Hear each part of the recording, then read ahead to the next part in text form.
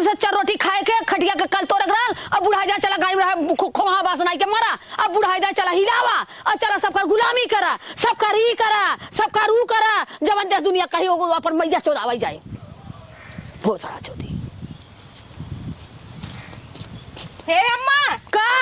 हम ऐसा ना देश का हम भौजी का मेरा लड़का भयल हला बतियाल हम जते नहीं रे का बतिया ले तोरा भौजी रोज तोहर भौजी बियाइते रहतीन। अरे जकरे भगवान देखत तना ले हां रोज जब देखा तब भौजी के लड़का भाल, भौजी के बिटिया भाल, भौजी के बेटवा भाल। देश का कबा सरवा एकदम खटत खटत मर जाई और दुनिया के टेंशन से मर जाई। और तू रोज खड़ी रह रोज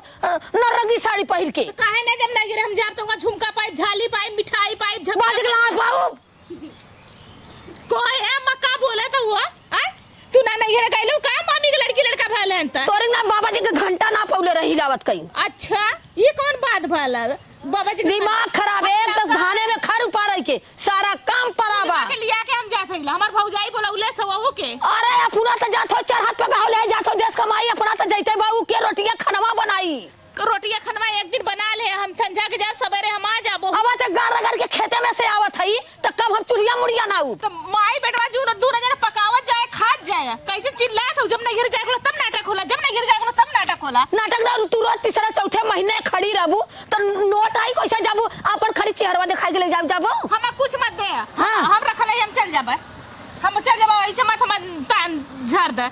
कहां गइला हो बोलाओ थे हमसे पूछे थे। हां पूछ रहे आज जो तोहरा बिटिया तो रोज रोज वाला ना ओहू के मना कर दे मत आई। अच्छा हमार बिटिया तो कमाई खातो रे भसारा कमाई खातो हमार बिटिया। कहां गइला हो अबे हम भैया जीते भौजी राड अबे हमार कमाई हो जाने ना धक फूतुन मारम रगड़ के फाड़ फूट जाई बा दिमाग खराब करबू हमार का। बुढ़ाई में ज्यादा जवानी चढ़ गल का बोला था बुढ़ाइया में तो जवानिया चढ़ाला पतो उनका ढोकर छोटा था उठा पटका भी ना। हां पटका तो तार बुढ़ाइयो ना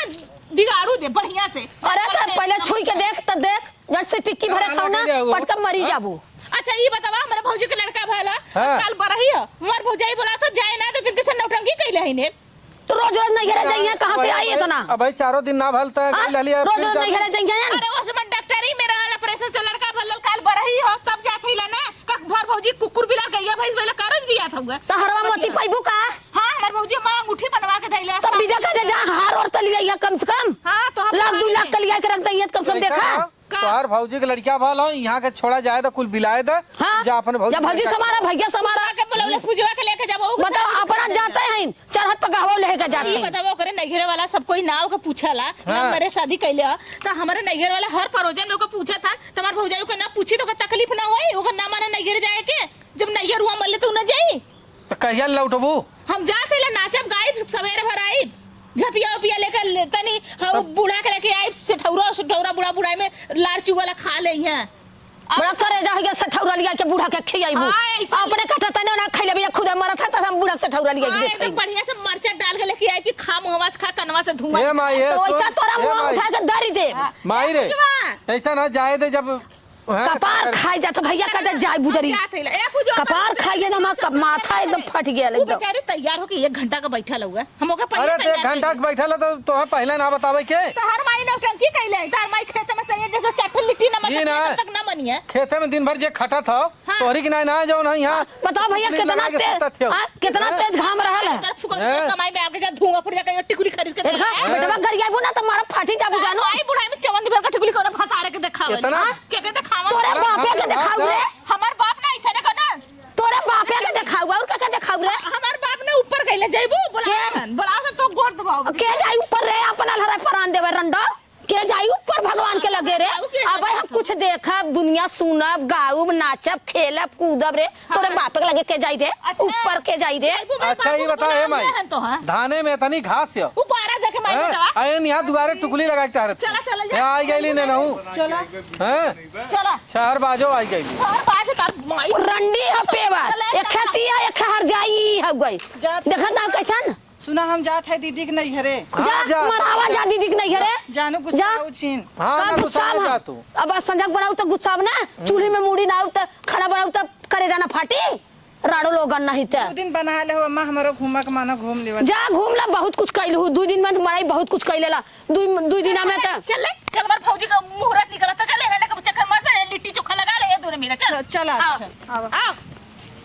जाय देती माई कैसो किचाइन दूर भइल हे नाने के साथ गाठ रहल का इनाम बच्ची 60 गांठ पहले से कैले रहली ने हाँ हैं? ई कैसे चल। हम नहीं समझे कैसे कहता लव मैरेजवा करे रहल कहाँ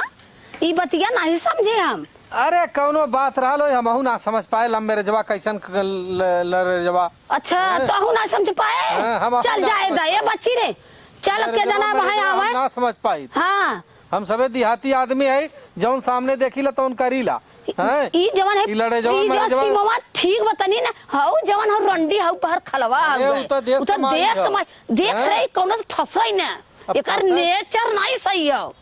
जाए तो सही रहे चाहे भाड़ में जाए। लेकिन ई पुनः ई सीमावा एकरे संगे संगे तड़ी पार हो जाई और तई अपन डांट और चल हम जवन कहते देख लेना पछतावे चल अच्छा माई ठीक हो एक्शन चल यार जल्दी जल्दी हमार भौजाई बेचारी जोहत होई चलो दीदी। जानत है हमार दयात पर्दार कुछ तल्ले हल नियोरे के हमार भतीजा भइल बा ना कुलहुन के जलन भइल बाटा कि एकरा भतीजा भइल बा सब तो सब हमारा आदमी कच्चरवा देखा लायक बुढ़ा मारे लायक का बताई का ना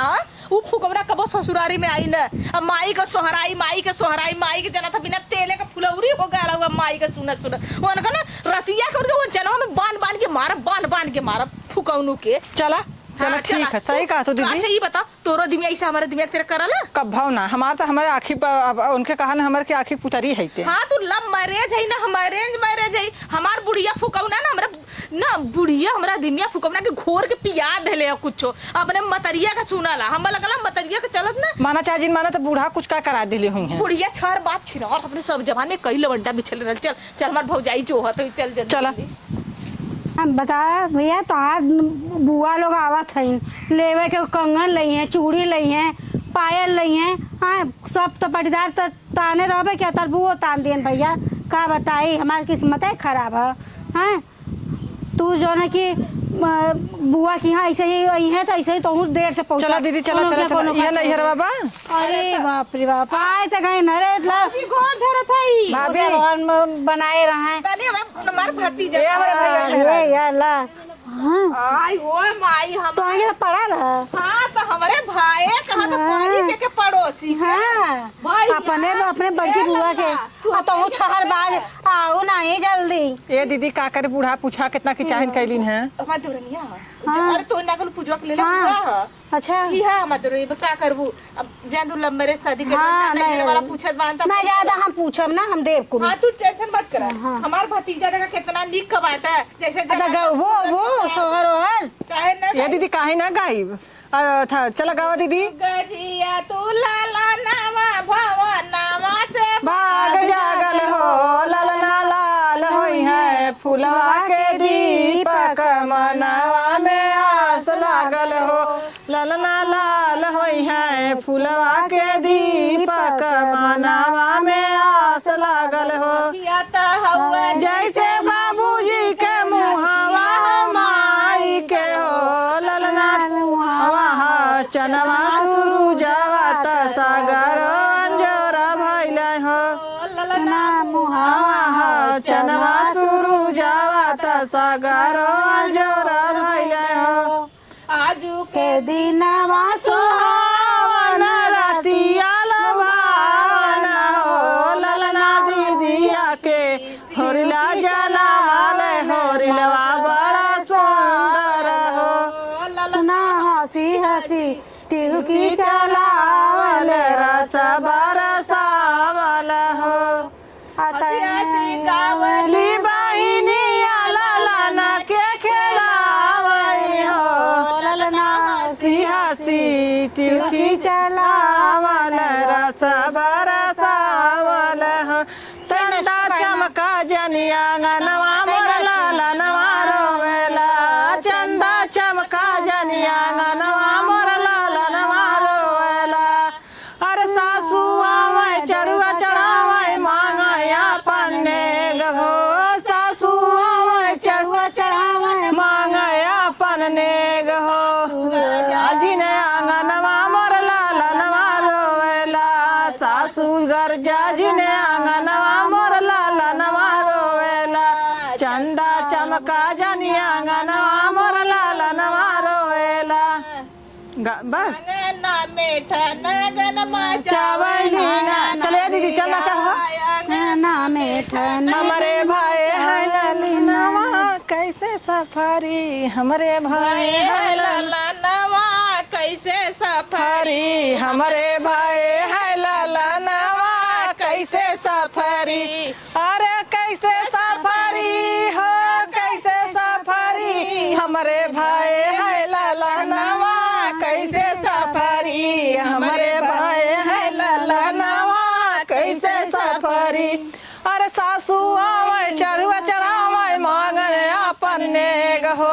सासू आवे चढ़ुआ चढ़ावे मांगे अपन ने नेग चार की बात न करना पिया गए परदेश चाबी ले गए हैं सजनवा कैसे सफरी चाबी ले गए हैं सजनवा कैसे सफरी हमारे भाई है ललनवा कैसे सफरी हमारे भाई है ललनवा कैसे सफरी भौजी ऐसा नथुनी बनवा के दो ठीक है दिल गला उठी अब हम पूजवा चलत है ठीक है नहीं भौजी हमके ना हम चलते हैं हमें नथुनी बनवा अच्छा, के दो। चलो, ठीक है। ठीक है हमार बैगवा दा है तहार ले ला अपन एक का भौजी हमके 1000 के साड़ी दे के 500 के साड़ी दे हमें 1 रुपया की जींस साड़ी देहू नहीं दोनों जने का खा बराबर दे दे हमने देवरान जेठानी भौजी अब हमने चल दे बच्चे का ख्याल करे ठीक है चलो ठीक है चल हाँ। सुस्ता ले घरवा में चलो ठीक बा